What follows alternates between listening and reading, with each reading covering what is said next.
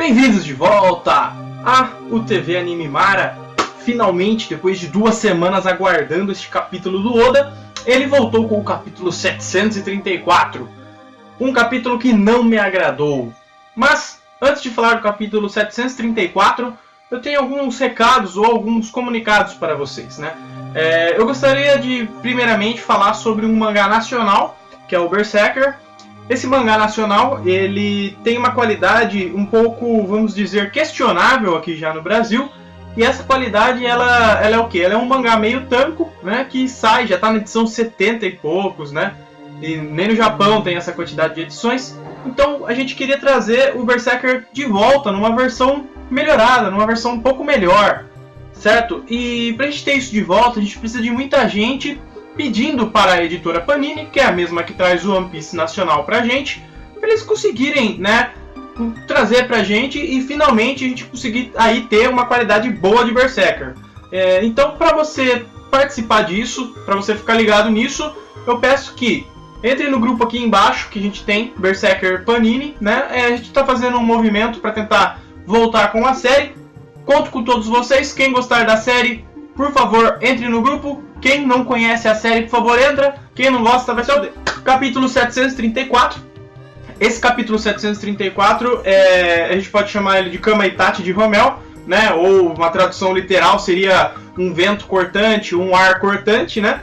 E eu achei uma coisa muito bacana nesse capítulo, que é uma coisa que não acontece muito logo na capa. Logo na capa, o Oda teve um pedido de capa, do Usopp pintando algumas girafas, e o Oda atendeu, fez o desenho. Então pode ser aí que durante os 4 ou 5 capítulos, como sempre ele faz, às vezes até mais, uns 10 capítulos, ele não lance uma mini capa. A última foi do Caribou, então provavelmente ele faça alguns pedidos aí que o pessoal mandou as cartas para ele lá no Japão. E enquanto isso a gente fica com os desenhos de animais dele, que a gente já sabe que os desenhos de animais são os favoritos do Oda. Então, o capítulo 734, ele tava com aquele segredo do 733. Quem ficou em pé no bloco D? De repente, né, o narrador já pega, fala que caíram 20 participantes do nada, e toda aquela cena que a gente sempre conhece, que a gente sempre tem, e de repente um clã que a gente ouve, e de pé aparece nada mais nada menos que Rebeca, né? Pra mim foi uma frustração muito grande. Rebeca pra mim era uma das últimas pessoas que eu pensaria que poderia ficar em pé, simplesmente por ela ser muito fraca. Não fraca, não vou dizer fraca, ela é uma pessoa forte, porém ela nem de longe era uma pessoa que ficaria de pé na questão, no meio ali de todo mundo do bloco D. Se tivesse sido uma luta justa, a gente já vai ver o que aconteceu. A Rebeca nunca teria ficado de pé, ela já estava sendo aí praticamente currada pelo Suleiman e ela continua de pé. Então foi tudo aquilo lá, o povo vaiando. Então o Oda, aqui a gente estava falando, né, do Middles. Praticamente todo mundo comentou sobre ele, que ele não tinha aparecido caído no último capítulo. Um dos primeiros que aparece, tá lá, né? Então provavelmente o Middles deve ter visto alguns comentários, porque no Japão o pessoal também comenta. Então ele já colocou o Middles ali em destaque já pra mostrar, olha, não é ele, tá aqui, ó. Ele tava caído sim, eu só não mostrei no outro capítulo. Ele só deu um destaque maior. Todo mundo ali caído, o Cavendish, o Mami, todo mundo ali que tava lutando, o Suleiman. E todo mundo, né? Ninguém entendendo, a turma xingando ela. O povo lá da prisão, que a gente já conhece, que tem os membros amputados, todo mundo comemorando que a Rebeca finalmente conseguiu sair, né? E enquanto isso leva pro Bastille, né? Que é o vice-almirante da marinha. E ele pega e ele fala, né? Que tem o reino de Rommel. Nesse reino de Rommel, eles tinham um vento que passava e que simplesmente cortava as pessoas. E o apelido desse vento foi de Kama Itachi. Quem não conhece Kama Itachi é uma lenda japonesa que é de uma fuinha, né? Que ela usa uma foice e ela simplesmente passa cortando tudo, certo? Isso é um Kama Itachi. Então ele seria como se fosse um golpe, né? E de repente eles não sabiam o que acontecia, não sabiam o que acontecia. Os marinheiros foram investigar e descobriram que era um homem chamado Hakuba, né? Nunca conseguiram pegar, mas ele sempre aparece onde um pirata está. E quem seria esse pirata, né? De repente voltamos com o foco no Cavendish caído. Temos um mini flashback da Rebeca, né? Ele mostra ela lutando contra o Suleiman, desviando dos golpes do Suleiman, e de repente aparece ali o Cavendish e ele simplesmente pega no sono, como muitas vezes a gente viu o Garp, o próprio Ruffy caindo no sono, e ele ativa um poder muito estranho, né? Todo mundo olha pra ele, poxa, um pirata forte, né? Ele era um supernova há 3 anos atrás. Então, de repente, quando ele entra no sono, ele entra num frenesi, né? E ele dá um golpe como se fosse o Nekotê do Kuro, que a gente comentou dele, em que ele sai cortando todo mundo. Então ele simplesmente, praticamente destrói todo mundo. Algumas pessoas tentam, a gente não sabe se tentam acertar ele, ou nem vê ele, e acabam ferindo ele, né? E quando ele está chegando perto da Rebecca, a Rebecca provavelmente usou o mantra e colocou o elmo dela, o capacete dela na frente, levou um impacto, desmaiou com um impacto, mas ela conseguiu levantar porque não foi nada poderoso, né? Logo depois disso, o Cavendish volta a dormir e derrotado. Foi muito forçado. Foi muito forçado, simplesmente não gostei, achei muito chato. Como eu disse, se tivesse continuado a batalha normal, a Rebecca nunca teria sido a campeã, nunca teria ganhado. Eu achei muito sem graça. O Oda provavelmente tem planos pra Rebecca, por isso que ele deixou ela desse jeito. Ele tem alguma coisa aí, alguma coisa vai acontecer, vai ser um desfecho grande. Por isso que ele fez isso, certo? Mas não foi uma decisão, pra mim não foi uma decisão legal, não foi uma coisa bacana. Não foi justo com todo mundo que tava ali, sabe? Poderia ter sido uma batalha muito maior, ele simplesmente escolheu uma das vias mais fáceis, né? Eu vou criar um poder aqui que vai derrotar todo mundo. Por que eu falo isso? Muita gente dali era do Novo Mundo, já tinham poderes grandes, né, e tal, e simplesmente alguém que tinha o hack da observação um pouco mais aflorado foi que conseguiu escapar disso e ficar de pé. Não gostei.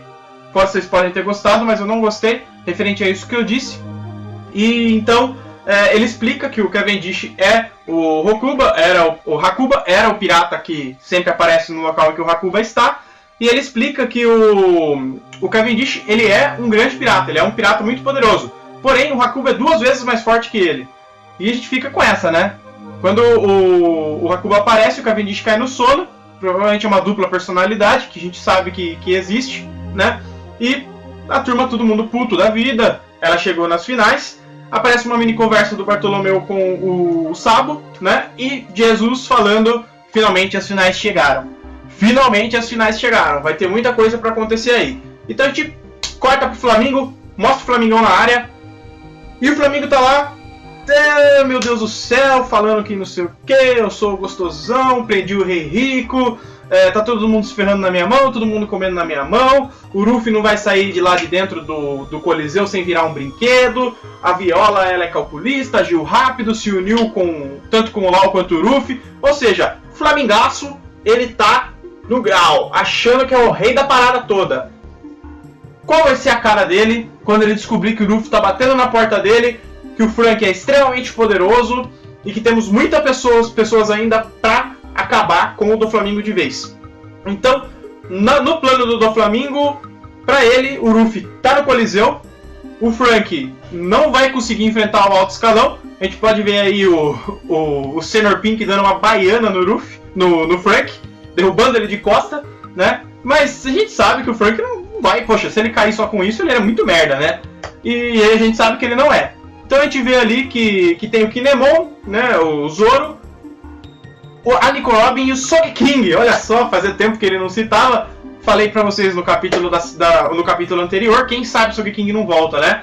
E aí ele acha que só tem os 2 lugares, ele não conta com um lugar a mais, né? Enquanto isso, aparece uma cena cômica rapidinha aí do Zop e da Robin se fingindo de guardas, passando pelos guardas dentro da fábrica. E finalmente, cortamos para o Luffy de novo. Eles estão com a Wicca e a Wicca está mostrando para eles aonde eles têm que ir, né? Eu venho por aqui, eu vou explicar para vocês. E ela fala que no porta provavelmente terá um guarda protegendo a porta, né? Tem aquela coisa de sempre do Ruffy ser espontâneo, querer chutar todo mundo. Ela fala que não, porque vai acabar revelando a situação deles. E a Viola aparece finalmente, né? Ela falou pro Sanji que ela ia pro porto encontrar um amigo, mas na verdade ela foi direto pro palácio porque ela tem o seu plano. Provavelmente ela tá se agarrando a isso, né? E ela sabe como vai levar, ela sabe levar o Ruffy por dentro. Então, a Viola, ela vive muito mais tempo do que o Doflamingo no palácio. Então, provavelmente ela conhece muitas entradas, muitas passagens que talvez o Flamingo não conheça. Até porque o Flamingo é uma pessoa que ele é muito inteligente, mas tem algumas coisas que ele peca, né? A gente pode ver que o excesso de confiança dele talvez seja sua ruína. temos muitas pessoas poderosas, sim, junto com o Doflamingo. Mas eu tô achando muito estranho que tá dando tudo muito certo nesta parte, né? Tirando a parte do Sanji lá que tá enfrentando a Big Mom, que a gente vai ver ainda. Mas tá dando muito certo, tá muito fácil. Eles estão conseguindo entrar muito fácil, a Robin com o Zop também. Esse excesso de confiança, eu confesso que esse excesso de confiança do Doflamingo me dá um pouco de receio do que ele pode fazer ainda.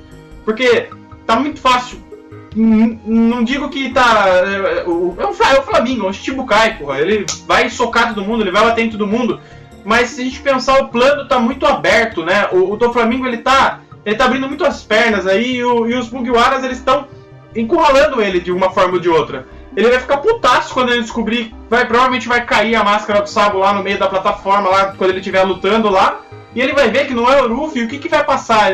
Puxa, o Luffy pode estar aqui, o Luffy não pode. Então o Flamingo, ele tá suavemente fudido. Se ele não tiver um plano a mais. E da última vez ele estava um passo à frente do Law. O Law achando que estava 2 passos na frente do Doflamingo, o Doflamingo estava 1 passo na frente dele.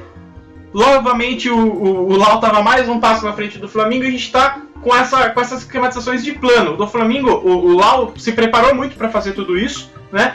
E o Doflamingo, ele deveria ser preparado para tudo com o porte que ele tem, com a importância que ele tem no submundo. Então agora a gente fica com essas questões, a gente vai ver se o Doflamingo ele é realmente uma pessoa perigosa ou se ele simplesmente ele tem tanta confiança em si mesmo que ele vai acabar dando tudo a perder. Então, nos vemos no capítulo 735, né? Espero que vocês comentem no vídeo. Vejo que a gente tem bastante visualizações, mas eu também quero comentários. O que vocês acharam do capítulo? O que vocês não acharam? Né? Comentem aqui embaixo na descrição. Aguarde seu curtir, aguarde seu comentário. Quem for fã de Berserker, entra no grupo, por favor. Um abraço para todo mundo e até o capítulo 735.